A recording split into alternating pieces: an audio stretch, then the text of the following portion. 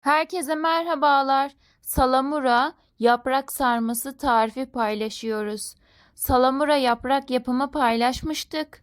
Kışın haşlıyor musunuz diye sorulmuştu.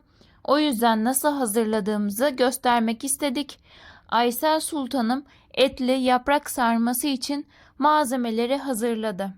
Gerekli malzemelerimiz salamura yaprak, 2 su bardağı pirinç, yarım su bardağı bulgur, yıkamıştık, süzüldü. 1 bağ maydanoz, 3 adet soğan, 1 adet domates, 3 diş sarımsak, 1 kase kıyma, 2 yemek kaşığı domates salçası, 1 su bardağı zeytinyağı, 1 yemek kaşığı acı biber salçası, kırmızı toz biber, kimyon, karabiber, nane, pul biber. Öncelikle maydanoz, soğan, domates ve sarımsağı rondodan geçirelim. Yaprak sarmamızın içerisinde çok küçük olmalı, iri olursa yapraklarımız yırtılabilir. O yüzden rondodan çok ince bir şekilde geçirelim sebzelerimizi. Eğer bizi buraya kadar izlediyseniz, nereden izlediğinizi yorumlara yazarsanız bizler de öğrenmiş oluruz. Antalya'dan herkese selamlar. Beğenileriniz para görüvesin inşallah. Yurt içi yurt dışı herkese selamlar gönderiyoruz. Aysel Sultanım sebzeleri rondodan geçirdikten sonra bir borcamın içerisine bulgur ve pirinci döküyor. Bulgur ve pirinci mutlaka yıkar ama zamanınızı almamak adına o kısımları göstermedik. Üzerine domates ve acı biber salçasını ekleyecek annem. Acı biber salçası çok yakışıyor ama dilerseniz kullanmayabilirsiniz. Onun yerine 2 yemek kaşığı domates salçası da olur. Zeytinyağı döktü. Kıymayı ekledik. Baharatları serpiştirdik ve yeşillikleri de ilave edip güzelce yoğuralım. Annemin yaprak salamura tarifini sizlere söylemek istiyorum. Geçen günlerde paylaşmıştık. Onun da linkini yorumlara sabitlerim. İsterseniz detaylı bir şekilde izleyebilirsiniz. Ama kısaca bahsetmek istiyorum.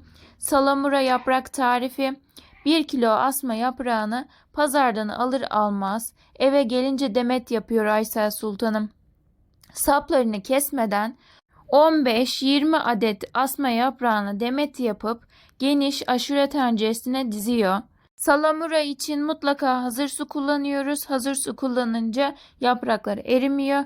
Sularımız kireçli olduğu için o şekilde yaptık. Siz dilerseniz normal suda kullanabilirsiniz, isteğe bağlı.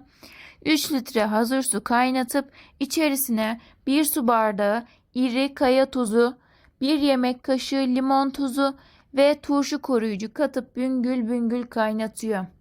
Tuz eridikten sonra su sıcakken yaprakların üzerine döküyor. 3-4 saat bekletiyor. Su soğuduktan sonra yaprakları suyun içerisinden çıkarıp 4'e katlıyor. Cam kavanoza doldurup üzerine salamura suyu döküyor. Hiç hava almayacak şekilde kapağını kapatıp güneş görmeyen kilerde saklıyoruz. Aysel Sultanım yaprak sarması yapacağında ayrıca haşlama işlemi yapmıyor. Kavanozdan çıkarıp sarma işlemine başlıyor. Salamura yaprak sarması etli çok lezzetli oluyor. Mutlaka denemenizi tavsiye ederim.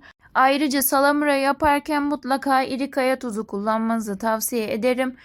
Sofralık tuz olmasın kesinlikle, yoksa erir. Annem iri kaya tuzu kullanıyor. Yaprakların damarları işte kalacak şekilde bir kaşık etli sarma içinden yaprağı koyup yanlarından kapatarak etli yaprak sarması hazırlıyor. Aysel Sultanımın yaprak sarması meşhurdur. Tencereye az sonra domates dilimleyecek. Sevgisini de katıveriyor içine. Videoyu beğenenleriniz para görüvesin inşallah. Bizi nereden izlediğinizi yorumlara yazarsanız bizler de öğrenmiş oluruz. Aysel Sultanım etli yaprak sarması yapıyor. Zeytinyağlı, cevizli, kuş üzümlü, fıstıklı. Ondan sonra bu asma yapraklarının saplarını kesip tencerenin dibine koyuyor veya üstüne koyuyor. O şekilde de hazırlıyor. Aysel Sultanım çok çeşitli yaprak sarmaları yapar. Yakında inşallah Bunun derleme videosu da gelecek. Bütün yaprak sarması tarifleri. Takipte kalın, olur mu? Etli yaprak sarmasını tamamlayıp şimdi dizme sırasına geçiyoruz. Aysel Sultanım hazırlıyor. Ben seslendiriyorum. Şimdi tencereye domates dilimliyor. Şöyle güzel mis kokulu yaz domatesinden. Bu etli yaprak sarmasını hafifletiyor. Lezzetine lezzet katıyor gerçekten. Aysel Sultanım yaprak sarmalarını birçok şekilde sarmıştı. Farklı farklı kanalımızda onlar da mevcut. Aysel'in yemekleri yaprak sarması diye aratırsanız birçok tarif karşınıza çıkacaktır. Gerçekten Aysel Sultanım çok farklı, lezzetli yaprak sarması tarifleri hazırlıyor. Mutlaka göz gezdirmenizi tavsiye ediyorum. Tabana domates koyup üzerine yaprakları bir yatay bir dikey, bir yatay bir dikey olacak şekilde diziyor. Araya ve üste de domates koyup suyunu, tuzunu ekleyip büngül büngül kaynadıktan sonra ocağı kısıyor. Kısık ateşte pişiriyor. Sizler yaprak sarmasını nasıl hazırlıyorsunuz ve salamura yaprak yapımını nasıl, hangi tekniklerle yapıyorsunuz? Yorumlarda belirtirseniz bizler ve takipçilerimiz de öğrenmiş olur. Şimdiden izlediğiniz için de çok teşekkür ediyoruz. Yorum yazan elleriniz para görüversin inşallah. Yaprak sarması sevmeyen yoktur diye düşünüyorum. Ben bayılıyorum. Anneciğim 2-3 saatte sarı veriyor. Ben hapur hapur hemen bitiriveriyorum gı. Bu yaprak sarması da çerez gibi olup duru. Anacığım etli yaprak sarması hazırladı. Bayramdan önce yaprak alıverdiydik. 2-3 hafta önce 1 kilosu 300'dü. Sonra alıverdik üzümsüz asma yaprağını. O 400 liraydı kilosu. Bakalım bu hafta bayramdan sonra pazarda kilosu ne kadar oluverecek. Anacığım yine yaprak sarması yapıverir. Yapıp ben de iyi veririm gari. Sizler de inşallah bu tarifi denersiniz. Denerseniz mutlaka yorumlara nasıl olduğunu yazarsanız çok seviniriz. Aysel Sultanım kuru basım yaprak da yapıyor. En garanti yöntem kuru basımdır. En lezzetli yöntem salamura yapraktır. İlk önce salamura yaprağı tüketmeye başlarız biz. Ondan sonra kuru basımı tüketiriz. Kuru basım 10 yıl geçse bile bozulmuyor. Aysel Sultanım hiç yaptığı yaprak kavanozlamaları hiç bozulduğunu, attığını görmem. Çünkü sıfır kapak kullanır. Cam kavanozları yıkar, kurular, kuruyken basar, 2 geri bir ileri kapatır.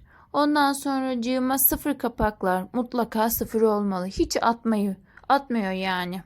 Aysel'in yemekleri, yaprak saklama yöntemleri diye aratırsanız birçok saklama yöntemi karşınıza çıkacaktır. Streçle de sarıp yaprakları buzluğa attık. O yöntemimiz de var. Birçok yöntemi var Aysel Sultanım. Eğer bu şekilde büyük kavanoza yaprak salamura yapmak istemiyorsanız 1 litrelik veya tek kullanımlı küçük kavanozlara da yaprak salamura yapabilirsiniz. O yöntemini de açıklamak istiyorum kısaca. Aysel Sultanım tuzlu su kaynatıyor. Tencerenin içerisine yaprakları atıyor. Batırıp çıkarıyor, yani 2-3 dakika durutuyor. Kavanozlara doldurup üzerine tuz serpiveriyor. Kilere kaldırıyor. Afiyet